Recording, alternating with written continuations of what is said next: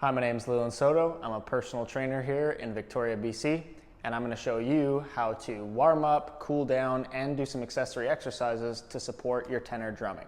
So there's a few things we need to understand about the muscles that stabilize our back when we have something hanging off the front side of us. The two most important muscle groups for maintaining that stability are going to be our core and our glutes. If we don't have strong or active core and glutes, then we're going to use our lower back way more than we need to. With that being said, there's going to be some muscles that get super tight when we stand in those positions for a long period of time. Those are going to be the hip flexors, our lower back, and sometimes even into those glutes. So we're going to need to warm up efficiently so that we have more endurance and more time of playing, and we're going to need to cool down efficiently so that we don't cause pain and discomfort later on. To warm up efficiently and get ourselves ready to play, there's a few things we're going to want to do. We're going to want to stretch out the hip flexors so we can do something like this, where we put one foot up, send the opposite foot back, extend through that bottom leg, squeezing our glutes and feeling a stretch right in the hip flexor. If you don't feel this in your hip flexor, play around with different lengths so you can get deeper into your stretch like this and try to maintain a nice tall upright posture. Another stretch we can do for the same muscle group is a standing hip flexor and quad stretch. So you want to find something nice and tall you can place your back foot on and kind of drop that knee down. You'll feel this one a little bit more into the quads, but hopefully also the hip flexors. Then finally, we're going to finish that off with a glute stretch. So using something about the same height, we're going to stand up to it, pop our leg over, let our knee drop. Now in this position, you might already feel a stretch in the outside of the hip. If so, that's great. If you need a little bit more, you're just going to walk yourself back and then lean into that stretch.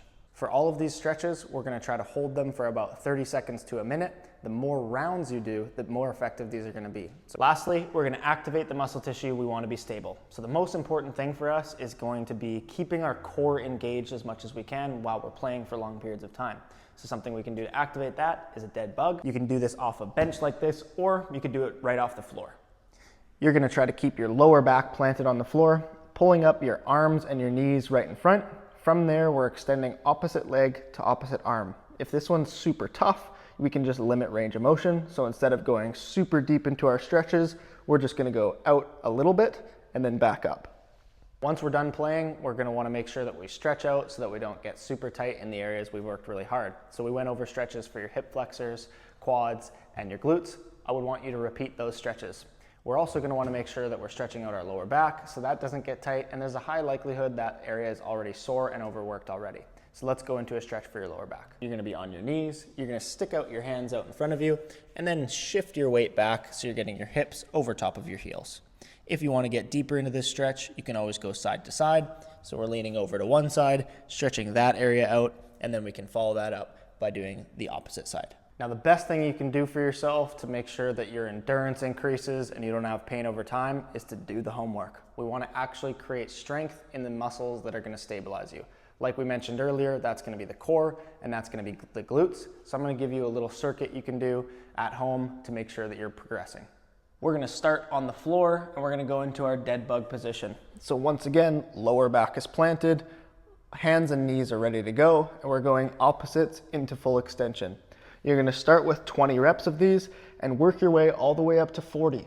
If you feel your lower back activating, then you know that's time to stop and you can just work on slowly progressing that over time. We're then going to go into a glute bridge position. So our shoulders are our base of support. We're driving through our heels and we're squeezing our glutes nice and tight.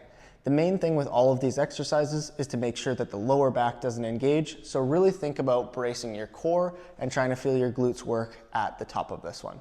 Once again, we're going to go for about 20 repetitions of these, and we're going to work our way up over time as we gain endurance. From there, we're going to go into a controlled mountain climber. So you're in a hands out plank position, your legs are nice and far back. You can allow the hips to rise as you brace through your core nice and hard, and you're going to pull one knee up, squeezing nice and hard at the top. Taking a second every single repetition so that you can feel your core activate, and you're going to go 20 reps on these at the start, working your way up to that 40. Finishing our circuit off, we're going to go into a Superman hold. So you can go off the floor, you're laying down forward, arms are out in front of you. I like to put my thumbs up, and from there, we're just bringing arms and legs off the ground. This one is pretty intense in the beginning, so if you can't hold it for more than about 15 seconds, then I'm just going to want you to do reps. Go for about 5 reps, 5 seconds, and then work your way up that way.